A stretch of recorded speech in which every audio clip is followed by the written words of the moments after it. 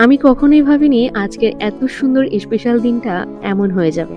High, hello everyone, পিংসির নতুন একটি ব্লগে তোমাদের সকলকে স্বাগতম। আশা করি তোমরা সকলে ভালো আছো আর আমিও ভালো আছি। লাইফটা এখন এতটাই ব্যস্ত হয়ে পড়েছে যে বুঝতেই পারছি না সময় কোন দিক দিয়ে বেরিয়ে যাচ্ছে। একটু সময় পেলে মনে হয় একটু ঘুরেও আসি, আবার কাজের এত প্রেশার মনে হয় যে না একটু রেস্টও করি।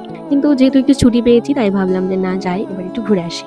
এখানকার রাস্তাঘাটগুলো আমি একদম নতুন। আমি একবারই গিয়েছিলাম বাবার সাথে, সেই বাবা যখন আমাকে দিতে এসেছিল।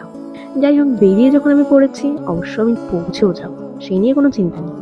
এখানে আস্তে আস্তে এত সুন্দর কিছু দৃশ্য দেখতে পাচ্ছিলাম। ভোলান্তের ভক্তরা সবাই জল তুলছিল আর আমি কথা বলতে বলতে পৌঁছেও গেলাম সেই ঘাটে। সত্যি কথা বলতে আমার এই ব্যাপারটা বেশ ভালোই লাগে, মানে ঘুরতে আসার ক্ষেত্রে প্রত্যেক দিনের জন্য না। এই যে নদী নৌকো, এই ব্যাপারটা আমার ভীষণ ভালো লাগে। আমাদের ওদিকে নৌকো মানে বিশাল একটা ব্যাপার, কোথায় নৌকো পাবো, কোথায় নদী দেখতে যাবো, এটা বেশ ভালোই লাগে এই নৌকা পারাপার হওয়াটা। আমি এর আগেও যখন আসছিলাম আমার ভীষণ ভালো লাগে। যাই হোক, নদী পার হয়ে আসার পরে যে এত বড় ঝামেলার সম্মুখীন আমি বুঝতেই পারিনি। কোনো রকম একটা গাড়ি পেলাম বলতে ওই একজন পুলিশ অফিসার আমাদেরকে গাড়িটা অ্যারেঞ্জ করে দিল। আর ঝামেলাটা এতটাই জোরালো ছিল যেখানে পুলিশ অফিসার চলে আসে আর সেখান থেকে আমরা পৌঁছেও গেলাম আমি যেখানে যাবো।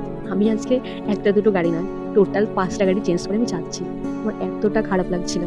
একেতে আছি একা, তারপরে যেই স্টপেজে যাচ্ছি সেখানেই বলছে গাড়ি নেই। কি বলবো, কোনো রকমে এসে পৌঁছাই। চলো নেক্সট পার্টে বলছি আমি কোথায় আসলাম। টাটা।